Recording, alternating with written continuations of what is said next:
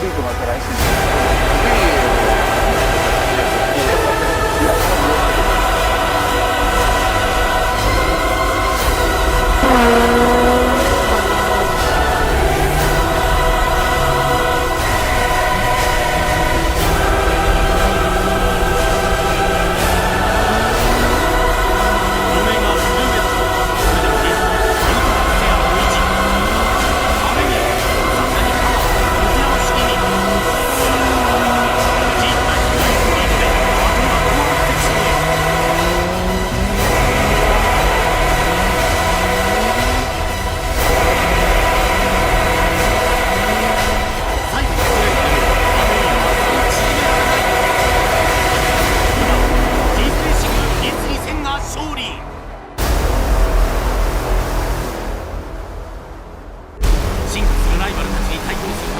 ブーストアップ仕様から阿鼻と裏目に出る。あの無敵を誇る魔王が出たつけられた。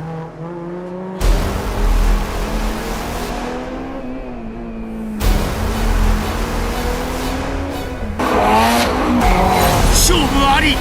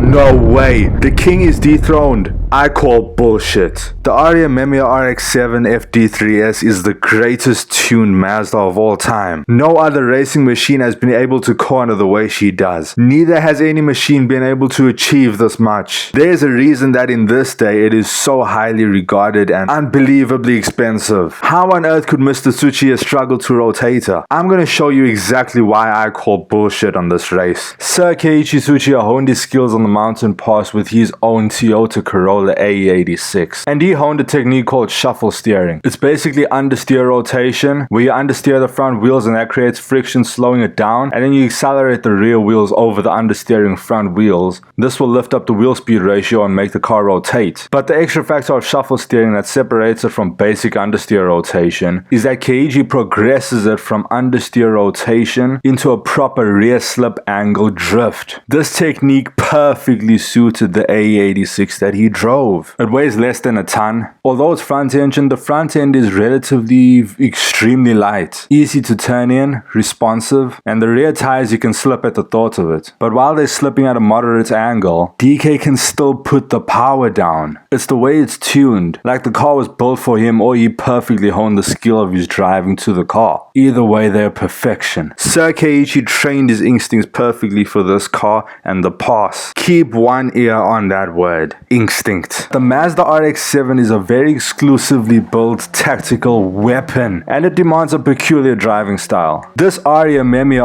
RX-7 FD3S puts that point up to 11. It is the most lethal purpose-built RX-7 on the Touge. The RX-7's party piece, her front mid-mounted engine, and a rear-wheel steering system. Keisuke Takahashi's RX-7 is tuned nearly the same as the RE-Amemiya RX-7. This car is designed, built, and tuned to achieve cornering top speed. When she enters a the corner over speeding with the centrifugal force induced by sheer aggressive steering. That means yank the wheel. The way the car is tuned, the yank of the wheel will be enough to rotate the rear end. I've talked about this before. Rotate the rear end with the steering wheel, not the throttle. You're using the car's inertia to rotate her. She wants to sweep through on a rounded line over speeding. And while she's gliding at high speed on this line, the rear wheel steering will be activated due to the outside wheels being loaded. So now the front end that you've pointed to hit the apex will be at war with the rear end that wants to hit the apex first. Now, by keeping the front end turned in, the car is not going to swap ends like in any other car sliding, but you'll be maintaining this conflicting overcompensation of the front end and the rear end trying to get to the apex first, in the end shortening the turning circle. Perform this control entering the corner at the right speed window and you will achieve cornering top speed. By rebounding the steering, you'll be setting loose the rear end to hit the apex first, and with relentless force it will overspeed to the apex, lifting up the wheel speed ratio too high, over rotating the car. Haha, you thought rebounding the steering or counter steering would stabilize the car. This is just how different the RX-7 is at the limit.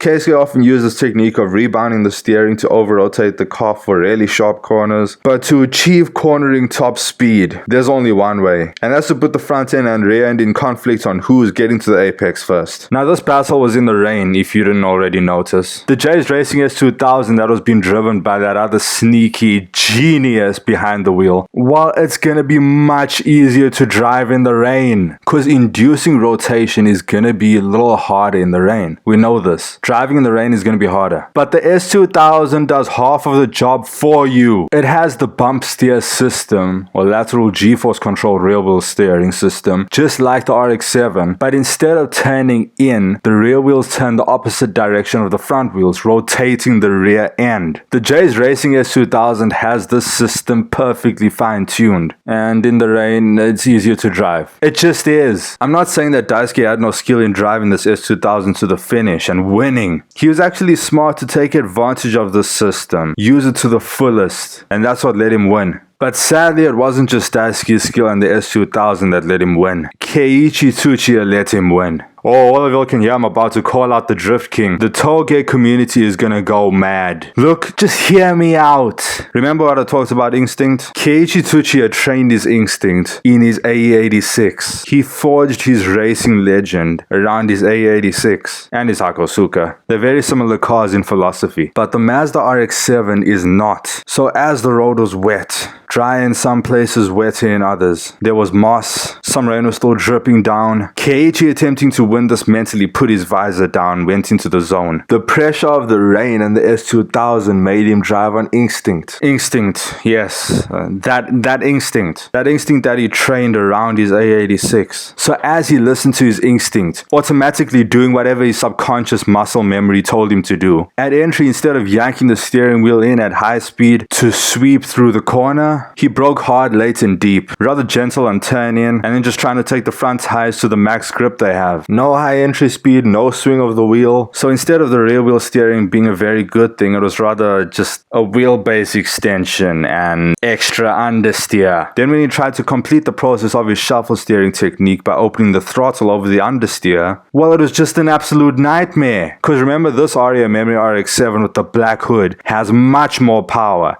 and the turbo sucks. Pun intended. So he was either understeering or oversteering. Thus he just couldn't enter the corners fast. He couldn't carry the speed. He couldn't exit fast. And he lost. Let me show you how it's done, Drift King. Time in the run that you led where at no point you were held up at the S2000. It's time to prove a point.